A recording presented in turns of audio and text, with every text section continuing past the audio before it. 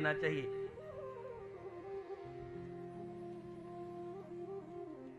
जितने मंत्री थे सब जय जीव कह करके हाथ जोड़ करके खड़े हो गए।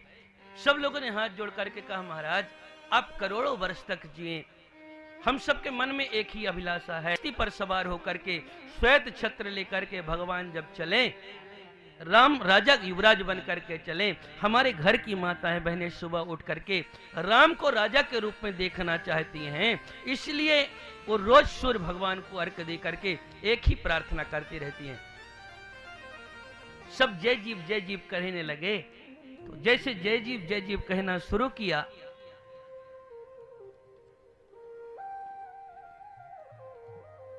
चक्रवर्ती महाराज ने परीक्षा लेने के लिए पूछा। एक बार परीक्षा लेने के लिए पूछा कि क्या मेरे राज्य संचालन में कोई कमी रह गई, कि आप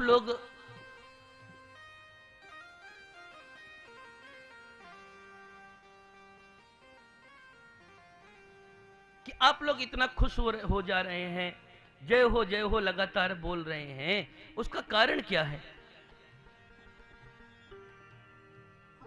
सब लोगों ने कान बंद कर लिया। महाराज आप जैसा धर्मात्मा राजा पहले न भूतो न भविष्यति, आज के पहले न कोई हुआ न कोई होगा। हम तो इसलिए कह रहे थे कि आप तो परम प्रतापी हैं ही, पर अब तक रघुवंश में सूर्यवंश में जितने राजा हुए हैं उन राजाओं की अपेक्षा राम सभी में शील गुण धर्म में सबसे आगे हैं, सबसे ज्यादा आगे हैं। इसलिए हम चाह रहे थे कि राम राजा बन जाए। तो प्रसन्न हो गए।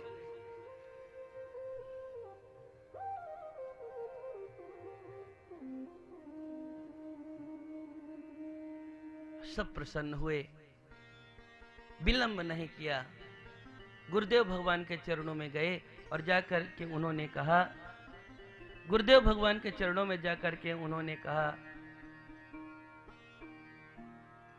गुरुदेव भगवान आपकी कृपा से मेरे सारे मनोरथ पूर्ण हो गए। 60 वर्ष सहस्त्राणी जातस्य मम कौशिका, 60,000 वर्ष व्यतीत कर चुके थे। अब उम्मीद नहीं थी कोई पुत्र पुत्री का दर्शन भी हो पाएगा, परंतु आपकी कृपा से असंभव भी संभव हो गया।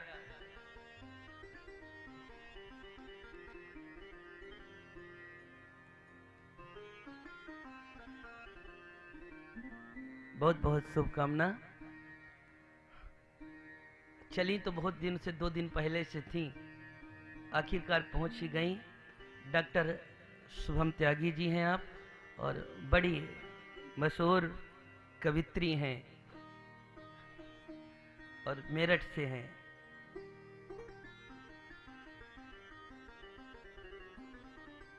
गुरुदेव भगवान की कृपा के बारे में वर्णन करते हुए हाथ जोड़ करके कहा कि आपकी कृपा से सब कुछ मिला है। एक अभिलाषा मन में और है। एक अभिलाषा यह है कि मेरा राम राजा बन जाए, युवराज बन जाए, फिर मेरा जीवन रहे या न रहे, मेरे जीवन का कोई अर्थ रह नहीं जाएगा। वशिष्ठ जी भी गदगद हो गई और उन्होंने तुरंत कहा कि सुदिन सुमंगल तबहि जब राम होहि युवराज, उत्तम सुदिन सुमंगल तभी तिथि है जब राम राजा बन करके बैठ जाएंगे। जिस घड़ी में राम राज सिंहासन पर बैठेंगे वही घड़ी अपने आप ही शुभ हो जाएगी, इसलिए आप विलंब न करके आप दे दो। अच्छा आप बताओ, जिस समय गुरुदेव भगवान ने आज्ञा दिया था, अगर उसी समय उसी क्षण चक्रवर्ती महाराज राजा बना देते राम को, तो षड्यंत्र रात को होता नहीं। एक बार राजा बन जाते, फिर कैकेयी मां के सारे षड्यंत्र अपने आप फेल हो जाते। परंतु एक भूल हुई चक्रवर्ती महाराज से। उन्होंने कहा, काल ही राम देह युवराजू, मैं आज युवराज का पद नहीं दूंगा, मैं कल युवराज बनाऊंगा। रात भर में सब कुछ परिवर्तन हो गया। और जब परिवर्तन हुआ तो थोड़ी परिवर्तन नहीं हुआ, नगर दुल्हन के वहां सजाया गया। देख मंथरा नगर बनावा। मंथरा का मतलब है कुमति। कुमति क्या करती है? कुमति किसी को भी खुशहाल देखी नहीं सकती, जिसको देखी उसको सब दुखी ही दिखाई पड़ता, अच्छा नहीं देख सकती। सामने वाला थोड़ी ठीक से हंस भी रहा हो, आखिर प्रसन्नता का इसके कारण क्या है? तो देख मंथरा नगर बनावा, जैसे उसने देखा तो लोगों से पूछा लोगन का ऊंचा हो। लोगों ने कहा तुमको नहीं पता? उसने कहा नहीं मुझको तो नहीं पता। उसने कहा चक्रवर्ती महाराज राम को राजा बना रहे हैं और राजा बनाने के उपलक्ष्य में ये सजा हुआ है। तो राम जी का जैसे राज्य तिलक सुना, उसके हृदय में मानो तन बदन में अग्नि लग गई हो।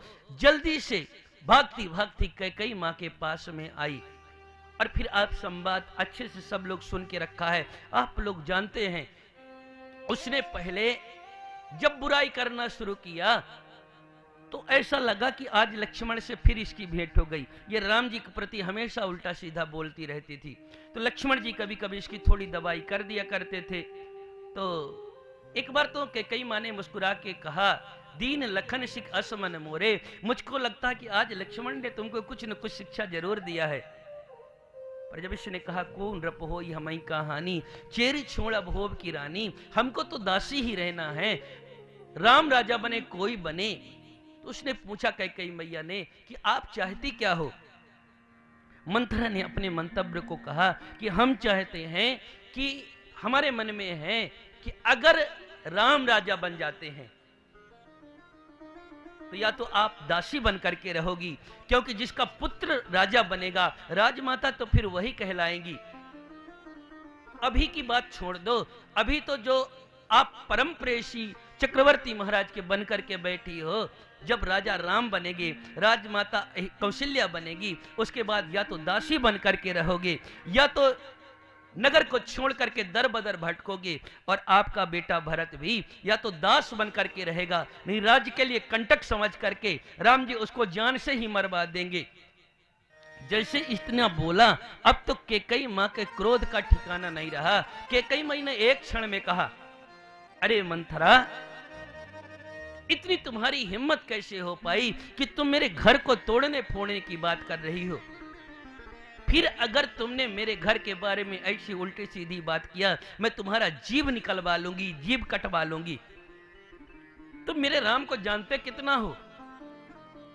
मेरे राम के बारे में तुमको पता कितना है? अरे मेरे राम के समान मुझको इस पूरे अयोध्या में कोई प्रेम नहीं करता। राम मुझको सर्वाधिक तीनों माताओं को प्रेम करते हैं, पर तीनों माताओं में भी बात करें तो मुझसे ज्यादा राम किसी को, कौशल्या को न सुमित्रा को, किसी को प्रेम नहीं करते। और ये मैं अपने मन से नहीं कह रही हूं मंथरे, मैंने परीक्षा लेकर के देखा हुआ है कि राम मुझसे ज्यादा प्रेम करते हैं।